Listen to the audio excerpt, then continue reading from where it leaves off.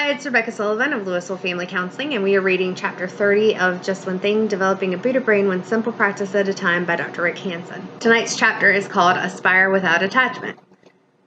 To live is to pursue goals. Out of a healthy self-interest and kindness to yourself, it's natural and fine to seek security, success, comfort, enjoyment, creative expression, physical and mental health, connection, respect, love, self-actualization, and spiritual development. The question is whether you go after your goals with stress and drivenness, in a word, with attachment, or with outer effort and inner peace, rewarded by the journey itself no matter the destination, with aspiration. The difference between attachment and aspiration got really clear to me one time in Boulder, Colorado, where I'd gone with my old friend Bob for a week of rock climbing. Our guide, Dave, asked us what our goals were, and I said I wanted to climb a 5.11, a stiff grade, by the end of the week. At that point, I could climb barely a 5.8. Bob stared at me and then said this was crazy, that I'd only get frustrated and disappointed. Bob's pretty driven and doesn't like falling short. I said no, that it would be a win for me either way. My goal was so ambitious that if I failed to reach it, there'd be no shame. And if I did manage to fulfill it, wow, that'd be a ton of fun.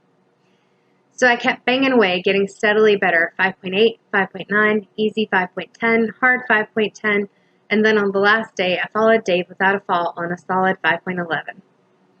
At the heart of attachment is craving, broadly defined, which contains and leads to many kinds of suffering, from subtle to intense.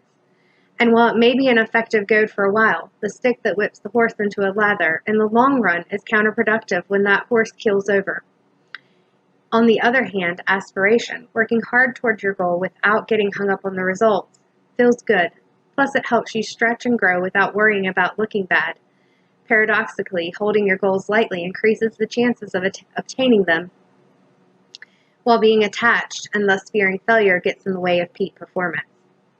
If you sit on the couch your whole life and never take care of or go after anything important, you can avoid the pitfalls of attachment. But if you have a job, intimate relationship, family, service, art, or spiritual calling, the challenge is to stay firm in your course with dedication and discipline, centered in aspiration.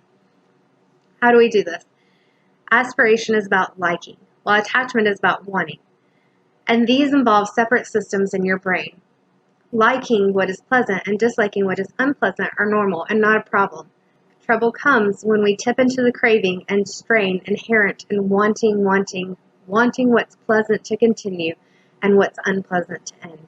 So learn to recognize the differences between liking and wanting in your body, emotions, attitudes, and thoughts.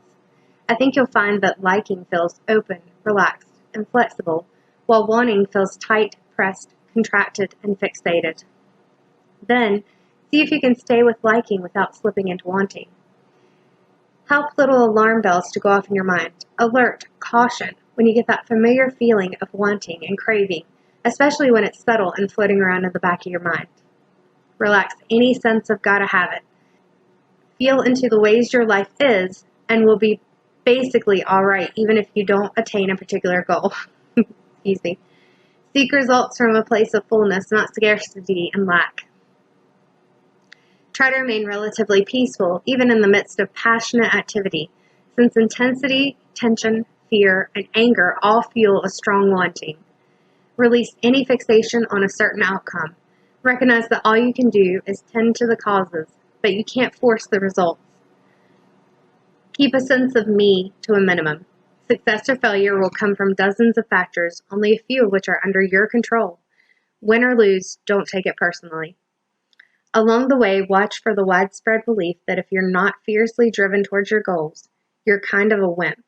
Remember that you can have strong effort toward your aim without falling into attachment to the result.